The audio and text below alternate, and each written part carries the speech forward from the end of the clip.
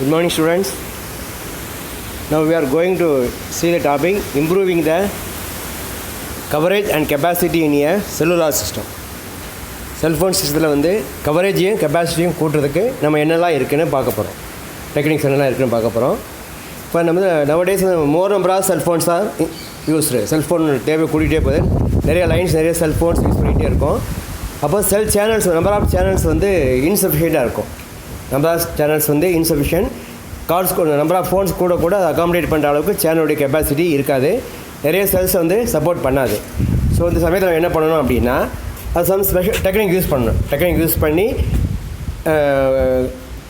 Available பேண்ட்வித்லேயே available ஃப்ரீக்வன்சிலே வந்து கவரேஜும் கூட்டணும், கெப்பாசிட்டியும் கூட்டணும். செல்லார் சிஸ்டத்துடைய கெப்பாசிட்டியும் நம்பர் ஆஃப் செல்ஸையும் நம்பர் ஆஃப் மொபைல் யூசர்ஸையும் இன்க்ரீஸ் பண்ண வேண்டிய காட்டேன்.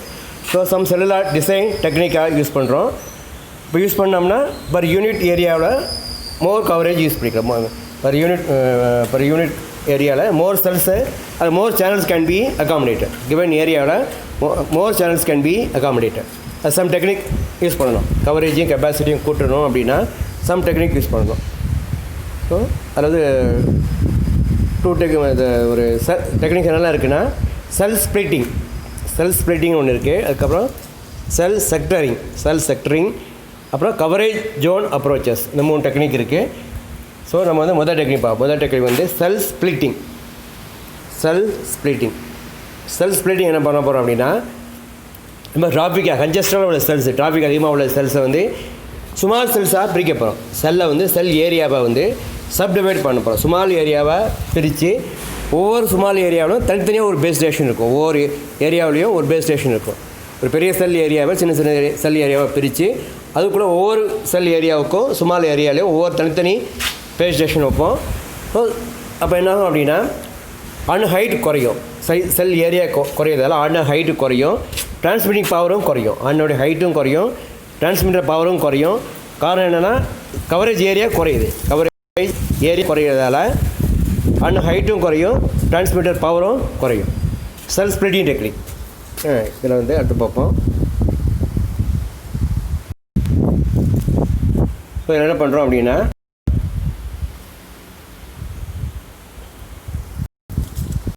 செல்லோட ரேடியஸ் குறையுது.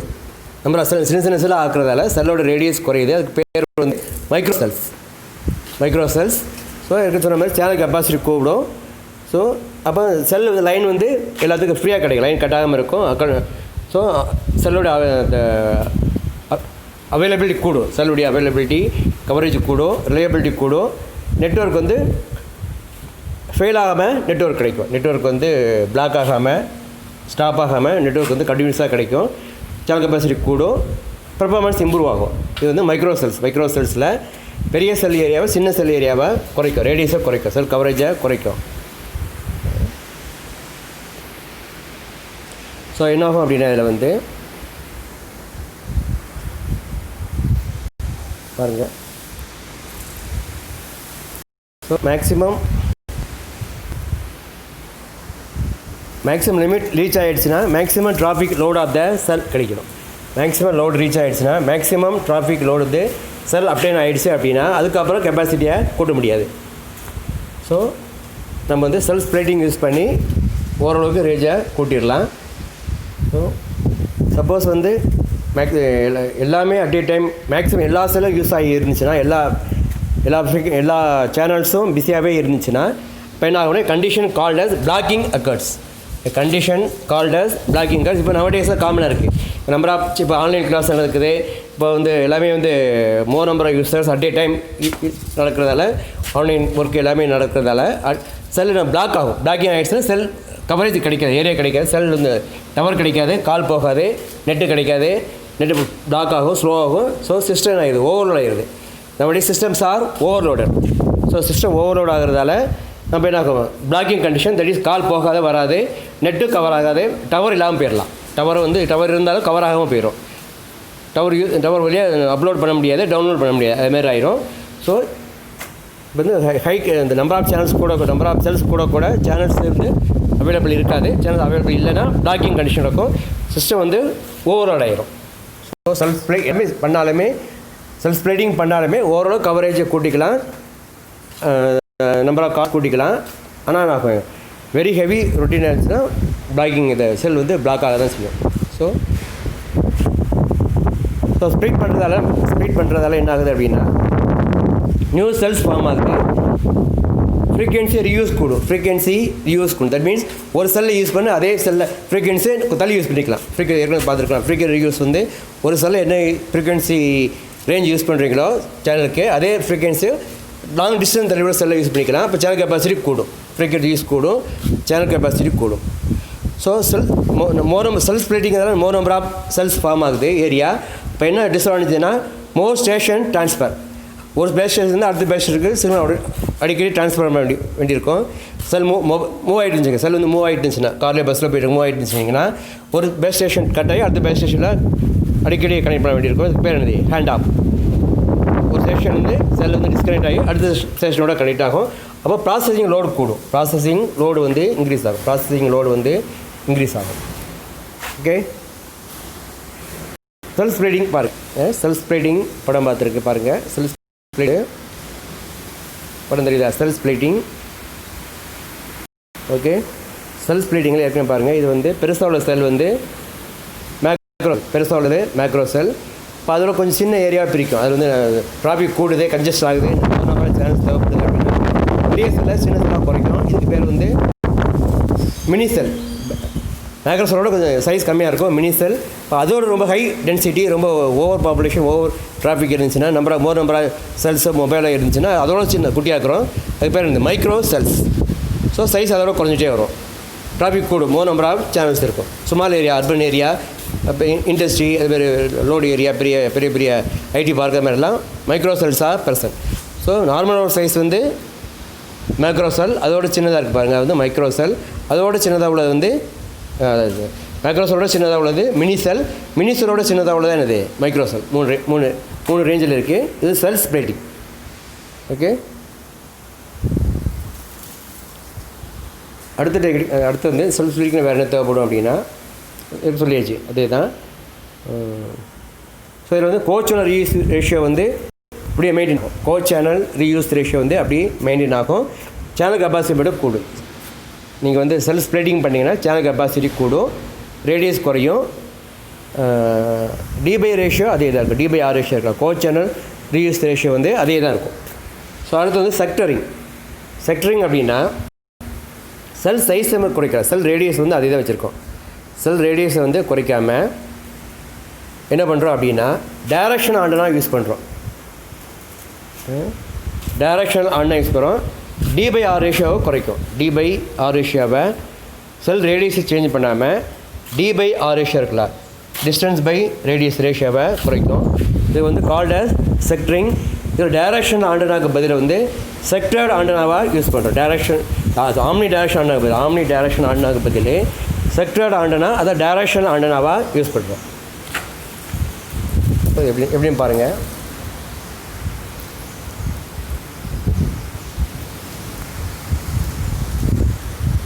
ஸோ வந்து செக்டரிங்கில் என்ன பண்ணுறாங்க, செக்டரிங்கில் omni direction antenna directional antenna use பண்ணுறோம், செக்டர்ட் ஆண்டனா யூஸ் பண்ணுறோம். ஃப்ரீக்வன்சி ரியூஸ் குறையும். ஃப்ரீக்வன்சி ரியூஸ் இன்க்ரீஸ் ஆகும்.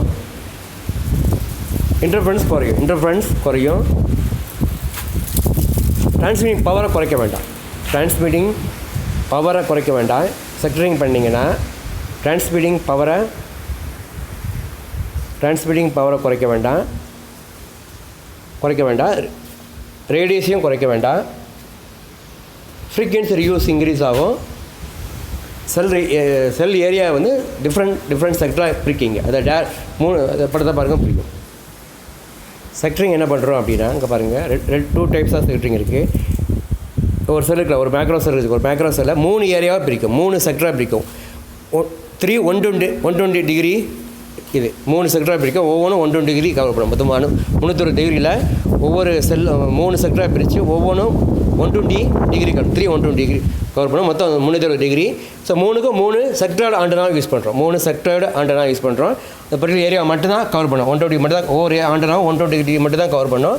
ஸோ டிரான்ஸ்மிட்டிங் பவரை குறைக்க வேண்டாம். குறைக்க வேண்டாம், செல் ரேடியஸும் குறைக்க வேண்டாம். அதே ரேடியஸில் 3 செக்டர் ஆண்டனாவாக யூஸ் பண்ணுறோம். 3 செக்டர் ஆண்டனா யூஸ் பண்ணுறீங்க. அப்போ வந்து நம்ம கவரேஜ் கூடும். அதேமாரி அல்லது 3 120க்கு பதிலாக 6 60 டிகிரி யூஸ் பண்ணலாம். அது 6 செக்டராக பிரிக்கும். 6 செக்டர் பிரித்து ஒவ்வொரு செக்டர் 60 டிகிரி இருக்கும். மொத்தம் 360 டிகிரி வந்துடும். ஸோ இதில் 6 செக்டர் ஆண்டனா யூஸ் பண்ணுறோம். 6 செக்டர் ஆண்டனா யூஸ் பண்ணுறோம். அப்போ உங்களுக்கு வந்து ஆகும், கவரேஜ் கூடும், கெப்பாசிட்டி கூடும். ஸோ இது செக்டரிங்.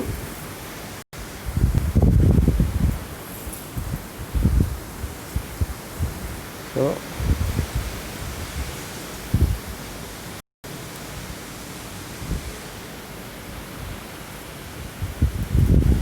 என்ன பண்ணியிருக்கோம் அப்படின்னா, எனக்கு சொன்ன மாதிரி ஆம்னி டைரக்ஷன் ஆண்டனாக்கு பதில் செவரல் டைரக்ஷனல் ஆண்டனா யூஸ் பண்ணுறோம். ஒவ்வொன்றும் பர்டிகுலர் ஏரியா மட்டும் தான், பர்டிகுலர் டைரக்ஷன் தான் கவர் பண்ணோம். இன்டர்ஃபரன்ஸ் குறையும், ஸ்மால் இன்டர்ஃபரன்ஸ் தான் வரும். அதனால் உங்களுக்கு குவாலிட்டி கூடும், கோச் குறையும். செக்டரிங் யூஸ் பண்ணிங்கன்னா கோச் சேனல் இன்டர்ஃபரன்ஸ் குறையும், சிஸ்டம் பெர்ஃபார்மன்ஸ் கூடும். செக்டரிங் யூஸ் பண்ணும்போது கோச் சேனல் இன்டர்ஃபரன்ஸ் குறையும், சிஸ்டம் பெர்ஃபார்மன்ஸ் இன்க்ரீஸ் ஆகும். ஓகே, ஸோ இந்த செக்டரிங்கில் 2 டெக்னிக் சொல்லியிருக்கு. 120 டிகிரியாக இருந்துச்சு அப்படின்னா 120 டிகிரியாக இருந்துச்சுன்னா 3 120 டிகிரி செக்டரோ அது 6 60 டிகிரி செக்டரோ யூஸ் பண்ணிக்கலாம். ஸோ இது வந்து இதில் கெப்பாசிட்டி இன்க்ரீஸ் ஆகும், பெர்ஃபார்மன்ஸும் இன்க்ரீஸ் ஆகும். ஓகே, ஸோ 2 டெக்னிக் பார்த்தீங்க. அதாவது செல் கவரேஜ் பண்ணுறதுக்கு 2 டெக்னிக் என்னலாம். ஒன்று வந்து முதல்ல வந்து செல் ஸ்ப்ளிட்டிங் யூஸ் பார்த்தீங்க, செல் ஸ்ப்ளிட்டிங். அடுத்து வந்து செல் செக்டரிங். ஸ்ப்ளிட்டிங் ஒன்று, செக்டரிங் ஒன்று. ஓகே, அடுத்து ரோமிங் அண்டு ஹேண்ட் ஆஃப். அடுத்த டாபிக் வந்து roaming and hand off. So செல்ஃபோனில் வந்து ரோமிங் ஃபெசிலிட்டி இருக்குது. ரோமிங்னா ஒரு செல் கவரேஜ் எங்கே ரிஜிஸ்டர் பண்ணியிருக்காங்களோ, ஃபோனை எங்கே ரிஜிஸ்டர் பண்ணியிருக்காங்களோ ஒரு ஏரியாவிலேருந்து அடுத்த ஏரியாவுக்கு போனாலும் லைன் கட் ஆகாது, கவரேஜ் கட் ஆகாமல் ஆட்டோமேட்டிக்காக ஒரு டவர்லேருந்து ஒரு பேஸ் ஸ்டேஷன் வந்து இன்னொரு பேஸ் ஸ்டேஷன் சிக்னல் மாறி ஒரு சர்வீஸ் ஏரியாவிலேருந்து மூவ் ஆகிட்டு இருந்தீங்கன்னா ஒரு சர்வீஸ் இருந்தால் சிக்னல் கட் ஆகி ஆட்டோமேட்டிக்காக அடுத்த சர்வீஸ் ஏரியாவுக்கு போயிடும். அதுக்கு பேர் என்னது, ரோமிங். ஸோ எங்கே ரிஜிஸ்டர் பண்ணியிருக்கீங்களோ அந்த ஏரியாவிலேருந்து ஃபோன் வேறு ஏரியாவுக்கு போனால் அது பாரு கால்ட் அஸ் ரோமிங். இந்த பர்சன் வந்து ரோமர். ஸோ என்ன ஆகும், அது ரிஜிஸ்டர் பண்ணியிருந்தாலும் ரோமர் இருந்தால் வேறு ஒரு சர்வீஸ் ஏரியாவிலேருந்து இன்னொரு சர்வீஸ் ஏரியாவுக்கு போனாலும் ஆட்டோமேட்டிக்காக கனெக்ஷன் வந்து ட்ரான்ஸ்ஃபர் ஆகிடும். ஒரு பேஸ் ஸ்டேஷன் வந்து அடுத்த பேஸ் ஸ்டேஷனுக்கு ஆட்டோமேட்டிக்காக ட்ரான்ஸ்ஃபர் ஆகிடும். இதுக்கு பேர் இந்த ரோமிங் அண்டு ஹேண்ட் ஆஃப். ஆட்டோமேட்டிக்காக ட்ரான்ஸ்ஃபர் ஆகும். ஒரு ஏரியாவில் அடுத்த ஏரியாவுக்கு போனால் ரோமிங், செல் ட்ரான்ஸ்ஃபருக்கு பேர் வந்து ஹேண்ட் ஆஃப். ஸோ ஒரு பேஸ் ஸ்டேஷன்லேருந்து இன்னொரு பேஸ் ஸ்டேஷனில் ட்ரான்ஸ்ஃபர் ஆகும். அப்போ என்ன ஆகுனா, முதல்ல ஒரு பேஸ் ஸ்டேஷனில் கனெக்ட் ஆகிடும் வச்சுங்க. மூவ என்ன ஆகும்னா, பேஸ் ஸ்டேஷன் தள்ளி போக டிஸ்டன்ஸ் கூட சிக்னல் ஸ்ட்ரென்த் குறையும். சிக்னல் ஸ்ட்ரென்த் குறைஞ்சிட்டே வரும்.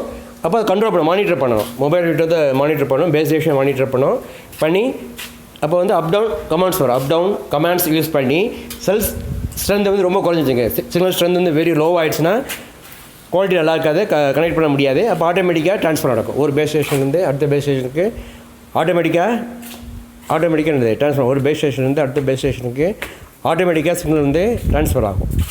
அப் டவுன் கமாண்ட்ஸ் கவனிங்க.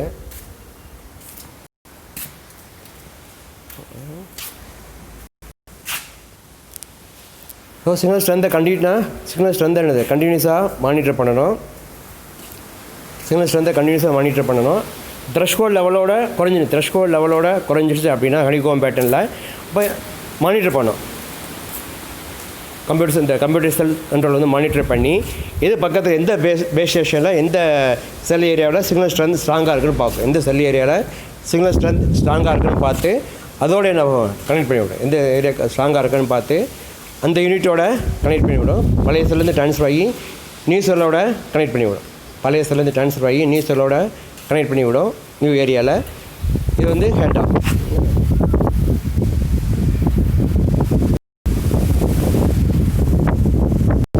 ஸோ ஒரு பேர் அடுத்த பேஸ் ஸ்டேஷன் ஆட்டோமேட்டிக்காக கால் வந்து கனெக்ட் ஆகும். அதுக்கு பேர் என்னது, hand off or hand over. இதுக்கு பேர் வந்து hand off or hand over.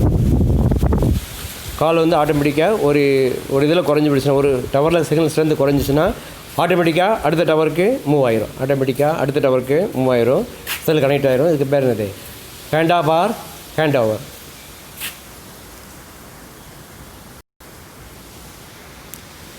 So ஒரு பேஸ் ஸ்டேஷன் அடுத்த பேஸ் ஸ்டேஷனுக்கு கால் ட்ரான்ஸ்ஃபர் பண்ணணும் அப்படின்னா ஹேண்ட் ஆஃபில் 4 ஸ்டேஜ் இருக்குது. Initiation, resource reservation, execution and completion. 4 stage இருக்குது. இப்போ ஹேண்ட் ஆஃபில் 2 டெக்னிக் இருக்குது. Hard hand off, soft hand off 2 இருக்குது. ஸோ ஹார்ட் ஹேண்ட் ஆஃப் அப்படின்னா ஹார்ட் ஹேண்ட் ஆஃப்னால் முதல் பேஸ் ஸ்டேஷனில் கனெக்ஷன் கட் ஆகி அதுக்கப்புறம் தான் 2வது பேஸ் ஸ்டேஷனில் கனெக்ட் ஆகும். இது பேர் hard hand off. Break before make. இது வந்து பிரேக் பிஃபோர் மேக் கான்டாக்ட். முதல் பேஸ் ஸ்டேஷனில் கட் பண்ணி முடித்த பிறகு தான் அடுத்த பேஸ் ஸ்டேஷனோட அடுத்த இது கனெக்ட் ஆகணுமோ அதோட கனெக்ட் ஆகும். இதுக்கு பேர் இது ஹார்ட் ஹேண்ட் ஆஃப். அடுத்து வந்து soft hand off. Soft hand ஆஃப்னா முதல் ஸ்டேஷனோட பிரேக் ஆகாமையே 2வது பேஸ் ஸ்டேஷனோட மொபைலோட கனெக்ட் ஆகிரும். டைம் வந்து அப்ராக்சிமேட்டாக 200 மில்லி செகண்ட் தான், டிலே இருக்காது.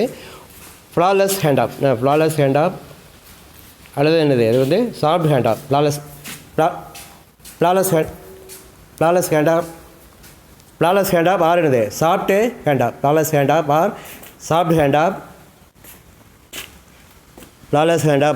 Soft hand off. அப்போ என்ன ஒரு செல்லேருந்து டிஸ்கனெக்ட் ஆகாமல் அடுத்த செல்லோட ஆட்டோமேட்டிக்காக கனெக்ட் ஆகிரும். டைம் டிலே வந்து 200 மில்லி செகண்டுக்குள்ளே தான் இருக்கும். 200 மில்லி செகண்டுக்குள்ளே தான் இருக்கும். இது வந்து சாஃப்ட் ஹேண்ட் ஆஃப். நியூ பேஷனோட கனெக்ட் ஆகிரும். இது soft hand off. So 2 technique இருக்குது.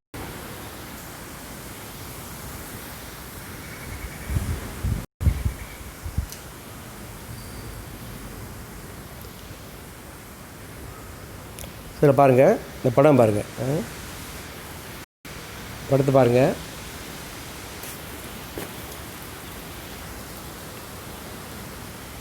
படத்தில் வந்து பேஸ் ஸ்டேஷன் 1 இருக்குது, அதுக்கப்புறம் பேஸ் ஸ்டேஷன் 2 இருக்குது. செல் வந்து ப்ராக்ரஸ் ஆகிட்டு இருக்குது. செல் 1 ஏரியாவிலேருந்து செல் 2 ஏரியாவுக்கு மூவ் ஆகுது. செல் 1 ஏரியாவிலேருந்து செல் 2 ஏரியாவுக்கு மூவ் ஆகுன்னு வச்சுங்க. இப்போ மூவ் ஆகிட்டுருக்கு. அதில் பேஸ் ஸ்டேஷன் 1ஓட கனெக்ட் ஆகிருக்கு. கம் ஆகிட்டு இருக்கு. பட் வரும்போது டபிள்யூ வரும்போது பேஸ் ஸ்டேஷன் 1 சிக்னல் ஸ்ட்ராங்காக இருக்கும்.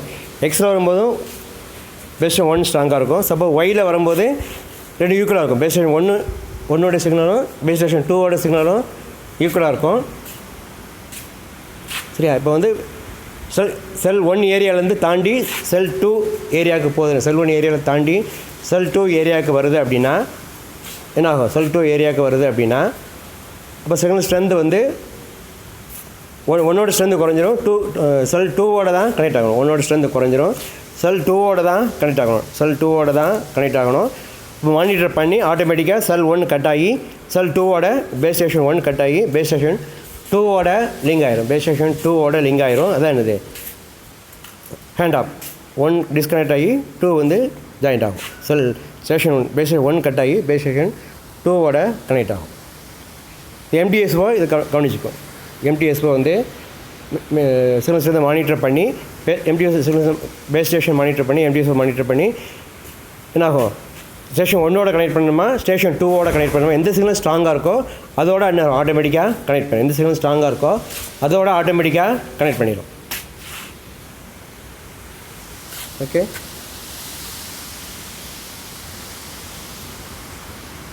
ஸோ அது 4 டெக்னிக் பாருங்கள்.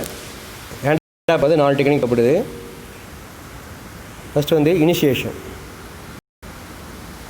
இனிஷியேஷன்னா செல் மூவ் ஆகும்போது சிக்னல் ஸ்ட்ரென்த் குறையுதான்னு மானிட்டர் பண்ணி தேவையாக ஹேண்ட் ஆஃப் பண்ணணுமான்னு தேவை டிட்டர்மைன் பண்ணி அதை மாற்றிக்க வேண்டிய இனிஷியல் ஸ்டெப் தான் என்னது இனிஷியேஷன் மொபைல் யூனிட்டுக்கு.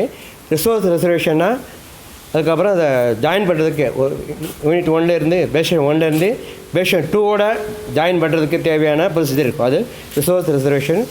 எக்ஸிக்யூஷன் வந்து ஆட்டோமேட்டிக்காக அது ஆக்சுவலாக ஸ்டேஷன் 1லேருந்து ஸ்டேஷன் 2ஓட ஆட்டோமேட்டிக்காக கனெக்ட் ஆகிரும். இது எக்ஸிக்யூஷன். கம்ப்ளீஷன் வந்து பேஸ் ஸ்டேஷன் 1 கட் ஆகி 2வில் ஜாயின் பண்ண உடனே அதுக்கப்புறம் அதுக்கு தேவையான ரிசோர்ஸ்லாம் கட் ஆகிரும். திரும்ப அடுத்ததுக்கு யூஸ் பண்ணிக்கலாம், வேறு யூனிட்டுக்கு யூஸ் பண்ணிக்கலாம். இதுக்குள்ளே பஸ்ஸெல்லாம் கட் ஆகிரும். இதுக்குள்ளே ரெக்குயர்மெண்ட்லாம் கட் ஆகி ஃப்ரீயாக இருக்கும். இப்போ ஸ்டேஷன் 1 டிஸ்கனெக்ட் ஆகி செல்லுக்கு போயிடும். ஸ்டேஷன் 2 டிஸ்கனெக்ட் ஆகிரும். இதுக்கு பேர் இதான் என்னது completion process. So okay. So நம்ம இந்த கிளாஸ் என்ன பார்த்தோம்னா ஃபஸ்ட்டு வந்து ஸ்டார்டிங்கில் என்ன பார்த்தோம் பாருங்கள். ஸ்டார்டிங்கில் improving coverage and capacity of the cell hostel, improving coverage and capacity hostel ரெண்டுக்கும் பார்த்தோம். செல் ஸ்ப்ளிட்டிங்கும் செல் செக்டரிங்கும் பார்த்தோம். அடுத்தது roaming and hand off. So நம்ம வந்து அடுத்த கிளாஸை பார்ப்போம். சேனலை வந்து லைக் பண்ணுங்கள், சப்ஸ்கிரைப் பண்ணுங்கள், கமெண்ட் பண்ணுங்கள், ஷேர் பண்ணுங்கள். அப்போ தான் உங்களுக்கு நோட்டிஃபிகேஷன் கிடைக்கும். அடுத்தது போட வீடியோவை ஒன்று பார்த்துக்கலாம். தேங்க்யூ.